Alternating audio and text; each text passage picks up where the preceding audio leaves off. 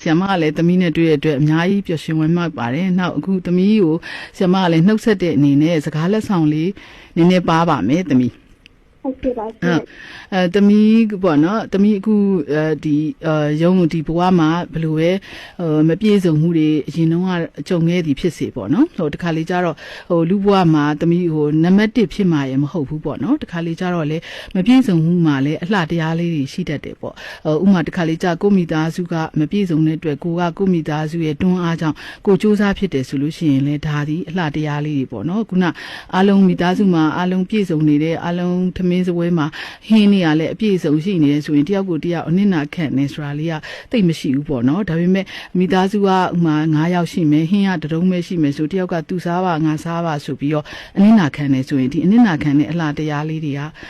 မပြည့်စုံမှုကြောင့်ပေါ်ပေါက်လာတာပေါ့နော်သမီးကလည်းပဲအခုသမီးညီမလေးကိုလောက်ကင်ပေးခြင်းနဲ့ဆိုတဲ့ဒီမေတ္တာဓာတ်တွေနဲ့ဒီအကြောင်းလေးတွေကဆိုလို့ရှိရင်လေဒါသမီးရဲ့မပြည့်စုံမှုကြောင့်ဖြစ်လာတဲ့အလှတရားလေးတွေပေါ့အဲ့ဒါလေးတွေကိုလည်းသမီးတန်မိုးထားဖို့ရေနောက်တစ်ခုကကြတော့လေသမီးဆီယာမသမီးဘေးနားမှာ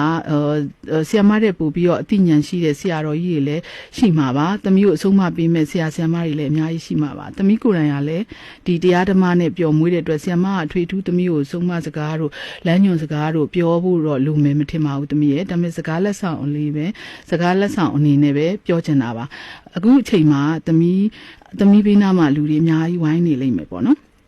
သမီးကအခုချိန်မှာအောင်မြင်နေပေါ့နော်အောင်မြင်နေကြော်ကြားတယ်အားလုံးကသမီးကိုစိတ်ဝင်စားတယ်ဆိုတော့သမီးဘေးနားမှာလူတွေအများကြီးပဲဝိုင်းနေလိမ့်မယ်ဒါပေမဲ့ဒီနေ့သမီးအဲ့ဒီချိန်မှာအင်တာဗျူးတွေကြော်ညာတွေအများကြီးလာတဲ့အခါမှာသမီးရဲ့ဂုဏ်သိက္ခာနဲ့လျော်ညီတဲ့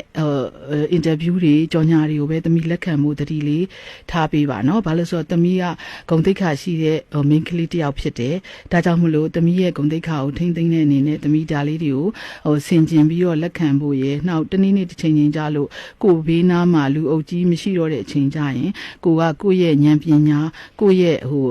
ကိုယ်ပိုင်အောင်မြင်မှုကိုယ်ပိုင်ငြိမ်းချမ်းတဲ့စိတ်ကလေးနဲ့တာမန်နေ့ရက်ကလေးတွေကိုဖြတ်တန်းပြီးတော့ဘဝမှာစူးစမ်းတဲ့ဆက်ပြီးတော့စူးစမ်းသွားမယ်နေ့ရက်ကလေးတွေမှာသမီးငြိမ်းချမ်းပါစေလို့ဆရာမဆုတောင်းပါတယ်နောက်ပြီးတော့သမီးဖြစ်ချင်တဲ့ဒီအမြဲတမ်းအကောင်းဆုံးဆိုတဲ့အရာတွေကိုမျှော်မှန်းပြီးတော့စူးစမ်းတာလဲစူးစမ်းဒါပေမဲ့ဘဝမှာအမြဲတမ်းနံပါတ်1ဆိုတာမဖြစ်နိုင်ဘူးဖြစ်ခဲ့ပြီဆိုလို့ရှိရင်လေကိုယ့်ဘဝမှာ